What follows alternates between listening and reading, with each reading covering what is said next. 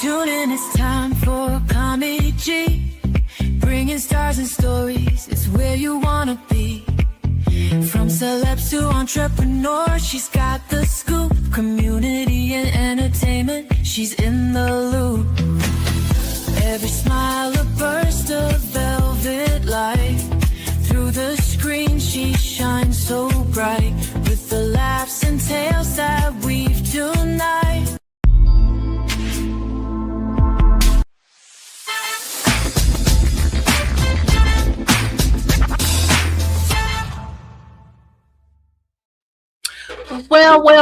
Welcome to SKST Radio, and you're tuned into the Cammie Grayson Show. And today I have a very special friend I just met today. Okay, tell people who you are and what you do. Yes, my name is Ra-Jon James. Of course, I'm from Virginia Beach, and of course, I'll be going back to work in February. Which I'm very excited. Yay! Okay, so Ra-Jon has a very special story to share with us today. And so, I mean, oh my gosh. I mean, when I first read his story and when he reached out to us, it was just amazing to see the things that he went through. And so, but I'm not going to share it. I'm going to let him share it because it's his story. But God, I mean, you know, I'm just going to say this and then I'll turn it over to you. But you people need to be grateful. You need to be grateful for life. You need to be grateful for the things that you've been blessed with. Be grateful for being able to wake up another day. Because sometimes, you know, tomorrow's not promised. You know, they used to say that all the time, right? Now, you kind of got an idea of what they mean, right? So, Ra-Jon, tell people everything that's going that you've endured. Yeah. So here's what happened.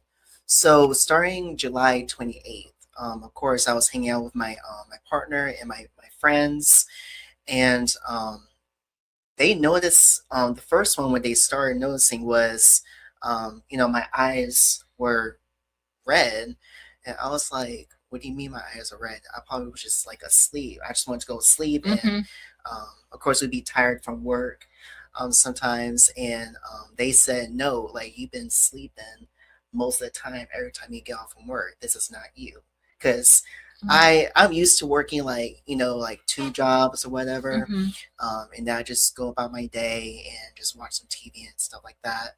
But yeah, when they said something about that, I was like, no, it's nothing. Were they like bloodshot red or just? It's like you've when been you sleeping. rub your eyes. Yeah. That's what it kind of looks like. Okay. It's like your eyes were starting to turn red, and I remember since they left, my legs started to feel weak. Oh, wow. Okay. And I was like, yeah, something's not right. I need to take myself to the urgent care. I went to patient first, and then I was in the waiting room, and I was like, I'm feeling so weak. It's like my body just started telling me something is not right. And then while I was in the room with the doctor was like, well, here's what we're going to do. When I told him the story, what happened, he was like, what we're going to do is let's go let you try and walk in a straight line. When I was trying to walk in a straight line, I failed. Oh, I wow. failed the test. Yeah. I went through left and went through right.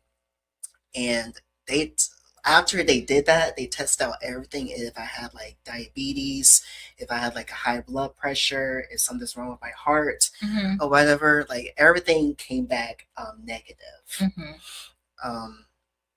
Like they did everything. And then once I left the patient first, of course I drove home just to get, to relax. I remember the doctor told me that it's just a virus. And I was like, are you sure it's just a virus? Because something doesn't seem right. Right. And he was like, yeah, it's just a virus. We don't have any treatments for them to take care of it. And I remember when I made it back to my apartment, it was like a couple of days later, July 30th. This is when all this stuff happened out of nowhere.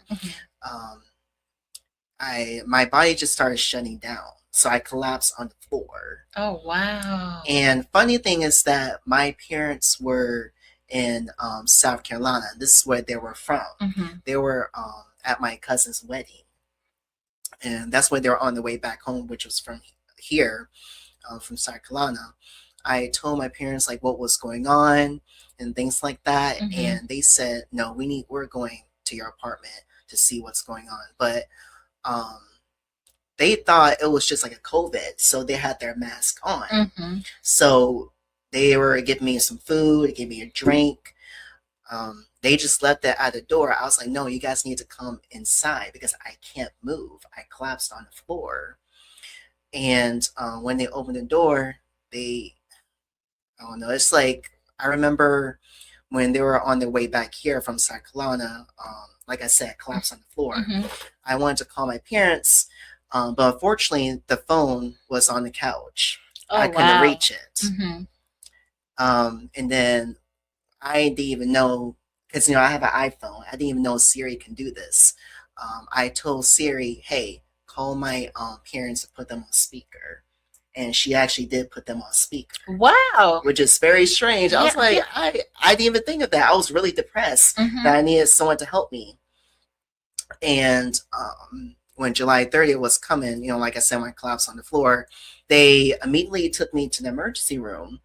I remember my dad had to put me on this desk chair in order to get to the destination, which is the truck. And my father was like, "You need to get up." And I was like, "Dad, I cannot get up. I can't move. I feel like I'm a worm. I can't even move nothing." Oh, wow. The only thing I could move was my head. Paralyzed, pretty much. Paralyzed, yeah, pretty much.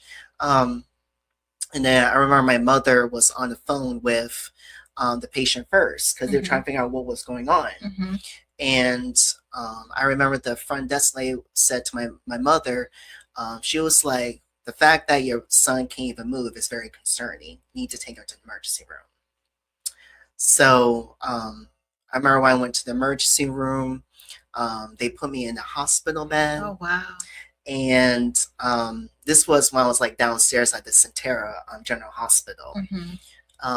And then I remember the doctor was like, "What happened?" I was like, "Well, like I said, I collapsed on the floor in my apartment, and then it's just all my body just started shutting down." And I remember why I couldn't really breathe. Were you in pain when your body started shutting down? The weird thing is that I wasn't really in pain. I just really felt like I was a worm. I couldn't even move nothing. Wow. I remember when I was still downstairs in the Sentara General Hospital, it was this respiratory therapist, not respiratory therapist, but just respiratory. She had to put something down in my throat to see what was going on because I couldn't really breathe. Actually, that was that moment when I actually almost passed away. The respiratory lady had to call 15 or 20 different people. Wow. This was really crazy. I remember a doctor. Look at that. Wow. Just, yeah, it's really crazy. I remember they found out that I had pneumonia in my body. They did like an X-ray for me, and that was that time when they had to put me in the ICU unit, which is intensive care unit. Oh, wow. That one right there. And yeah, TikTok people. See that? That was when he was in the hospital. Yeah. I had about 3 tubes in my throat. I had to do like a lot of treatments from the respiratory to make sure how keep on breathing properly, but it still wasn't working. I was really close to death in that ICU unit. When I mean the nurses and the doctors took great care of me, they really took great care of me. I had to take about like 13 or 14 different pills, like drugs. Wow. And yeah. But scary part was that I was like, of course, hallucinated. I was just like seeing different things, like it's like I was seeing real people in my mindset mentally, but they weren't there. When I told my friends about it, they were like, "Well, you were not just seeing people; you were seeing spirits." Right. Like, oh Lord, but yeah, it was very scary. And of course, it's normal that when you have like a stomach ache or you have like a sore throat, you go to urgent care. But when I was at the urgent care, I just knew in my heart and something wasn't Something right. Yeah, exactly. And they couldn't find anything because they're not equipped like the actual hospitals, right? Yeah, exactly. And I just remember while I was on my way to the hospital, I just like heard a voice. I feel like it was God telling me that I was going to be okay. But of course, I sure know as a human being. Show him this picture. Yeah. Look at that, guys. Is that hard to look at? It was kind of hard. Yeah. It just didn't really feel real at all. Yep, that was in the ICU unit. I forgot her name, but I know she was a therapist. She does occupational therapy. She was a really nice girl. She really was. Now that one right there, that picture, that's when I was at outpatient therapy. That actually happened in November when I was trying to stand up. And then all of a sudden, in the middle of December, I started walking. Nice. And I was walking with a walker, and I was walking with a cane. Now, with the cane part, I was just walking with just in that that rehab, not rehab. I'm sorry, the outpatient therapy. I didn't even have to use that at home. I remember my father was like, "Don't be trying to walk on your own. We're not there." Unfortunately, I did walk on my own while they're not there, and all of a sudden I started walking. And just God works in mysterious ways. Yeah. He really has. Yeah. Well, you know what? We're gonna take a quick break, and when we come back, we have a video I want to show you, a part of his recovery, and so we'll be back after these messages.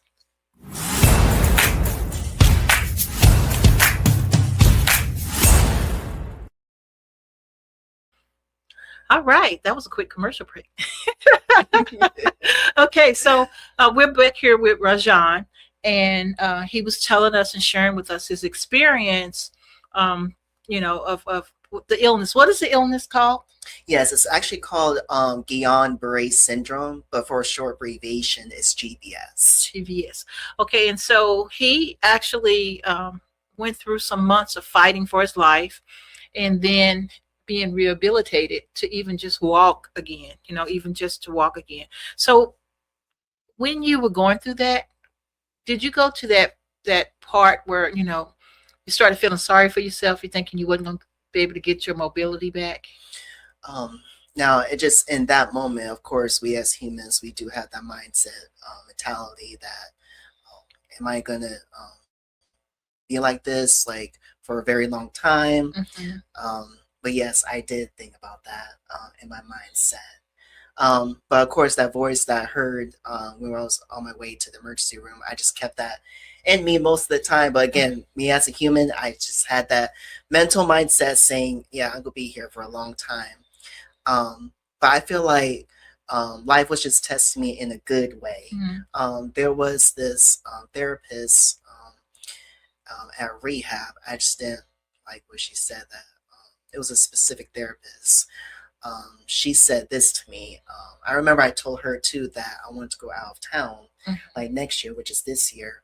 And she was like, well, just want to let you know it may take like a year or two for recovery.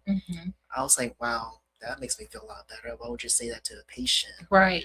It's like other ways for you to say that. You could have said, hey, you work real hard. Bodies are different. Yeah, you work really hard. You might can, make that come true or something, something positive. Yeah. Like, you just have to watch what you say to patients, because imagine if you were in our shoes. You don't want that someone to say that to you like that. Yeah. It just causes your mental and physically. And I'll be asking God, like, why me? Why am I going through this? Of course, I sure know my parents, you guys, or them as parents, that they go through so much than the patient, because watching your loved ones like fighting for their life. Even though I was going through it, they were going through it as well. Exactly. Now let me ask you this. So we know your parents was a good support system for you, and they rushed right over and got you to the hospital. But do you find that you have other people in your life that's a support system to you? Yeah, absolutely. My partner, of course, Ra-Jon, he's like really amazing, and he's been there for me since day one. And I do have my other friends that help me and support me. Definitely, my parents take care of me financially too, and caring wise. Um, but yeah, it really has been very hard for me and other people, my loved ones. So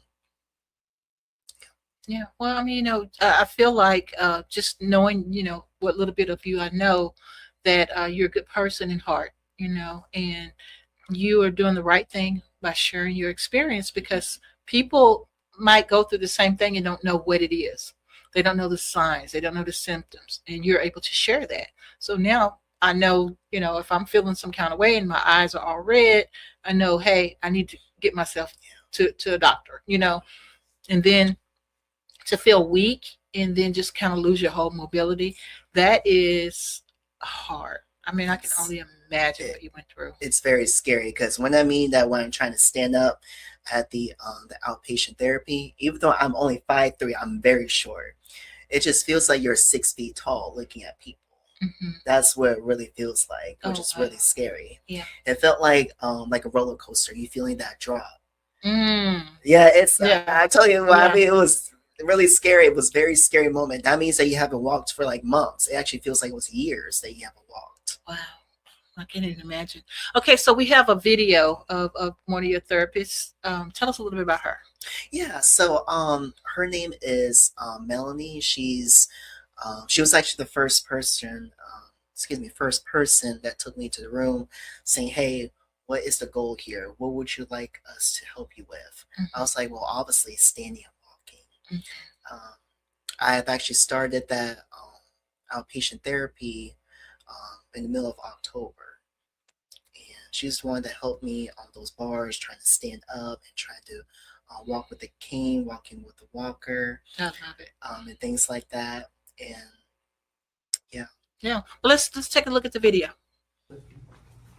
1, 2, 3. Justin, You said have you moved it? just what's going on? What's going on is we're gonna be late. I mean, with Keisha. You got it. Okay, just know You got it. that I You got it. Don't think twice. Listen. Just do it. relationships are your age. Don't think twice. Just do it. Because you can push yourself. See, look, you even straightening up the wheel. See? Come on. I know you want to give up. I don't want you crying. Come on. You can do it. Okay? It's hard. It is. It's very hard. But you can do it. Because you're doing it. Okay? Yep, you're doing You it right. have it in you. You look. Check this out. Look behind you. You did that. I didn't do that. Okay? So you doing it. There you go. There you go. There you go. There you go. There you go. See? See? Do you see that? You see that? You see what you did all by yourself? Okay? That's how it's gonna be. Okay? When you see them tears, you push yourself even more, okay? Look at me. Look at me. We got this. Okay? We got it. We got it. Okay? We got it. Okay? We did really good. Wow. That's Yeah. amazing. That's amazing. So, I mean, tell us a little bit about her. She seemed like she was just a go-getter, and she was really, really in your corner. She really was. We actually first met. I actually used to work for the city of Virginia Beach, and when I said hi to her, we actually just clicked and we started being friends. Mhm. And she's, like I said, she's been there for me since day one. When I go through something, I call her. When I'm going through a good day, a bad day, I just call her. If I want something to talk about, she's there on the phone. Oh, I love it. But yeah, I remember too that when that other day when she was there, I was actually on my wheelchair, Hmm. um, looking at my car through the window in my apartment, and I said to myself, well, I asked my mom, I was like, can you predict of when am I gonna walk? Because like I said, the mental mindset, Hmm. you really want someone to predict it for you. Hmm. Hmm. And she said, unfortunately, I can't predict it. I really wish I can. Really wish I could. But yeah, I, Well, yeah. you set your goal. Mhm. You set your goal, so that kind of help you push yourself. So The crying actually pushed me through. It really did push me through, really good. And I was praying like to God. I was like, Lord, when am I going to walk? When am I going to walk? And I keep getting dreams about me walking and driving, and I already know that came from Him. hmm He was just letting me know that you are going to walk. But what really taught me in this like that season was for me to be patient with Him. hmm You cannot lean on your own understanding. You gotta hmm lean on God's understanding. so let me ask you this. So at the end of the day, are you advocate for other people who will probably might get in this situation or are already there to motivate them to let them know that there is hope and possibility? This is like literally. I feel like this is a purpose for me to um, just, of course, just spread the word about this illness, this disease, and spread awareness about the situation. Like if someone comes up to me saying, "Hey, how can I get through this?" Hmm. and I would say, "You need to do, of course, just prayer and stay active. Try and go out with your friends or your family. I don't care if you're on a wheelchair. Just ask them to take you outside to get some fresh air Hmm. in order for you to be fully recovered. Hmm. Because when you do those kind of things, you will be recovered. Just stay positive. Just keep on staying praying or whatever you have to do. Um, and find peace with yourself, because I understand that you want some answers, but it's all about patience, and it's all about like I said, staying positive. And it will be frustrating. That's human nature, of course. um, but just try your best to just keep on going, because if you're not trying, if you're not pushing, then it's not going to happen. But if you keep on pushing, then it will happen. But again, just don't be listening to a lot of these therapists or doctors, wherever, saying that it may take a long period of time. Remember, everyone's bodies are different. Yes, yes, absolutely. And um, yeah, and just listen to your body and listen to your gut and listen to your mindset. And if you really need to go to urgent care or the hospital, you really need to do that. Hmm. Don't be just like saying, oh, I'll just rest. That's what the doctors and nurses are there for, is Right. for you with Yeah. your health. Yeah, absolutely. So now, with all this being said and done, I mean, I'm so proud of you. I'm so proud that you were able to be successful, and here you are today, with a smile, where it probably seemed like it was the end of the world at the beginning. And yeah, I know, I can only imagine, I don't know for sure, but I can only imagine. And so you just think about how good the Lord is, Yeah. in answering prayers. You talked to him. You took the time to say, "Hey, when am I going to be able to walk? When am I going to be able to drive my car again?" So you had goals. You had those mini goals. He doesn't care like the outside of your appearance. He cares about the inside of your heart.